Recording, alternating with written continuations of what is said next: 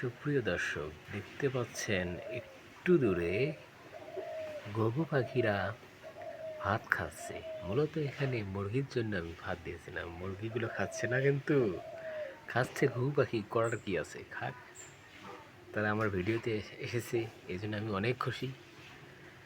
আপনাদেরকে এই ভিডিওটি দেখাতে পারতেছি, ভালোই লাগতেছে।